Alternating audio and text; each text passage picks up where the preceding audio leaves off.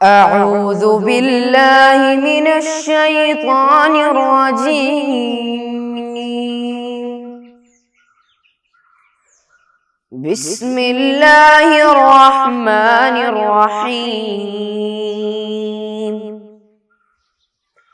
الحمد لله رب العالمين. الرحمن الرحيم. مالك يوم الدين.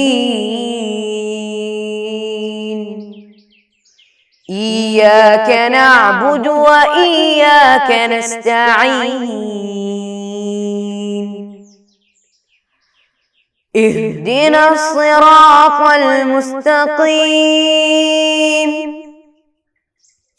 صراط الذين أنعمت عليهم غير المغضوب عليهم ولا الضالين.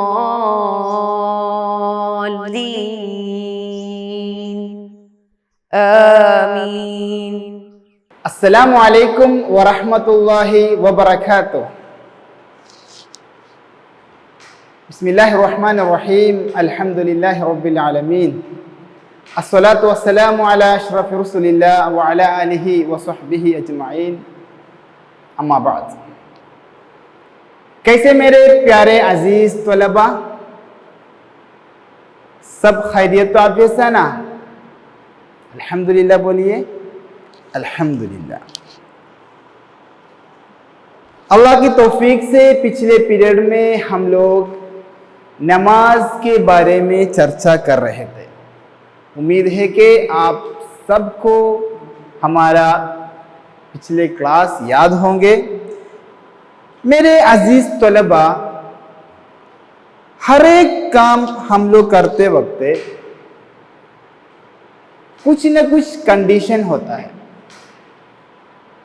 हम सबको मालूम है एक मुमिन की जिंदगी में, एक मुसलमान की जिंदगी में सबसे अहम बात है 5 वक्त की नमाज।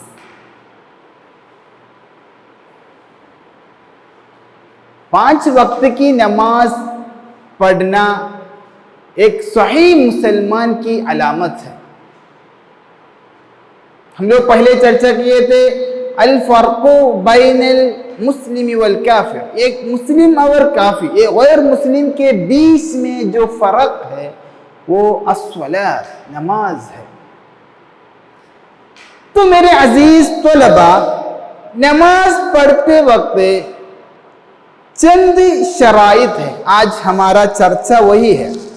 नमाज सही होने के लिए, नमाज शुरू होने के पहले चंद शराइत का एतबार करना, चंद शर्तें एतबार करना जरूरी है।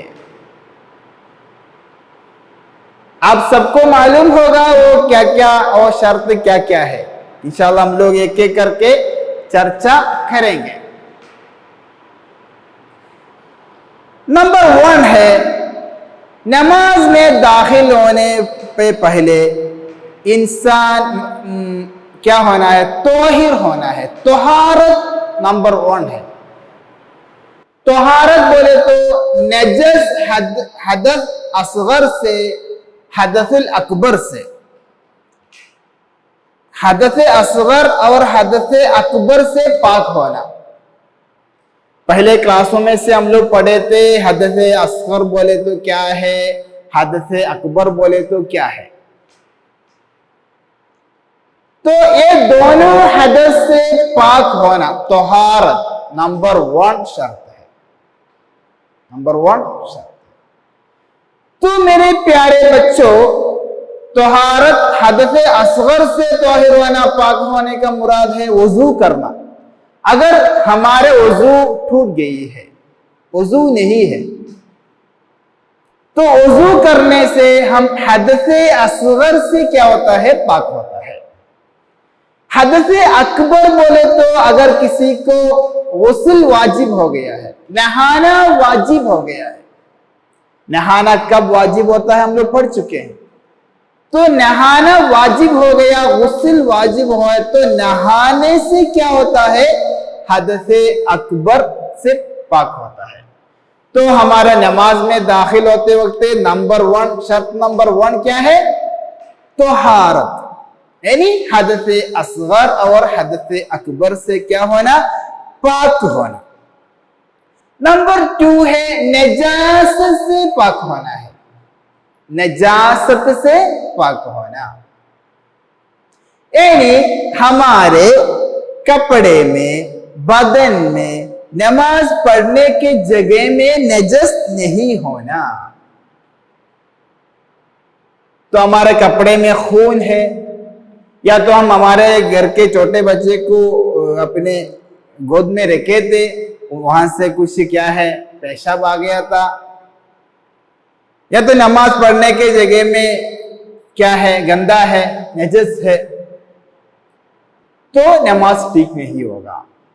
तो नजासत से पाक होना नंबर 2 है। कहां कहां से नजासत से पाक होना है? अपने बदन में, अपने कपड़े में, नमाज पढ़ने के जगह में, इन 3 जगहों में क्या नहीं होना है? नजस नहीं होना है, नजासत से पाक होना है। नंबर 3 तीसरा शर्त है सतर पोशी करना, हमारा बदन को छुपाना। हम ऐसा जाके नंगे होके नमाज पढ़ना जायज नहीं है, नमाज सही नहीं होता है। सतर पोशी करना, सतर पोशी करने में मर्द और औरत के बीच में फर्क है।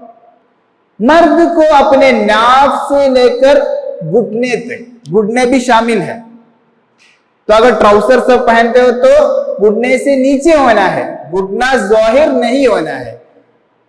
कुछ लोग नमाज पढ़ते होते फैन पहने होंगे या तो लुंगी पहने होंगे, लेकिन एक नाफाना ये नहीं छुपाए होंगे, तो इसको जरूर छुपाना है, इसको ऊपर से भी दिखाई नहीं देना है। हम शर्ट पहने तो कभी ऊपर से दिखाई देंगे, तो हम क्या करना, हमारे लुंगी ही नाफ के ऊपर क्या करना है, पहनना है। तो मर्द का औरत है, मर्द का सतरपोशी कहां कहां करना है? नाफ से लेकर घुटने तक, घुटने भी उसमें शामिल है। औरत के लिए अपने चेहरा और 2 हथेली के अलावा तमाम बदन क्या करना है? छुपाना है। अपने चेहरा और 2 हथेली, ये दोनों के अलावा तमाम बदन छुपाना है।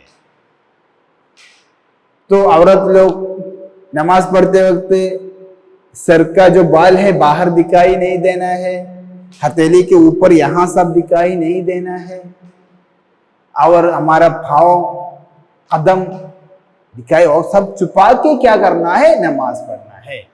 2 चीज के अलावा, हथेली और चेहरा, ये दोनों के अलावा तमाम चीज क्या होना है? छुपाना है। समझ में आए मेरे प्यारे? अल्हम्दुलिल्लाह। तो हम लोग 3 शर्त भी चर्चा की है। चौथा शर्त है वक्त का यकीन तौर पर दाखिल होना। नमाज पढ़ने के लिए वक्त दाखिल होना है।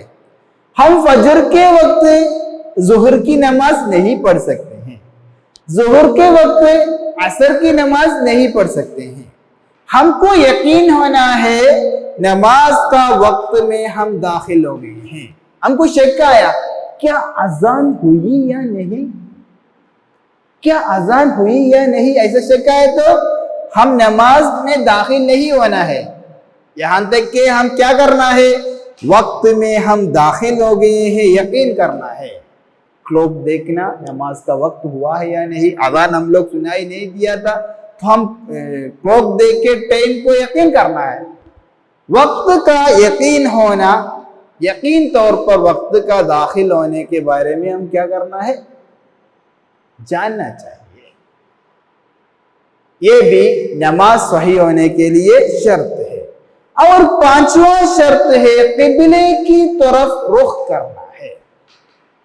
किबले की तरफ रुख करना। हमको मालूम है हमारा पहले इबादत खाना है काबा,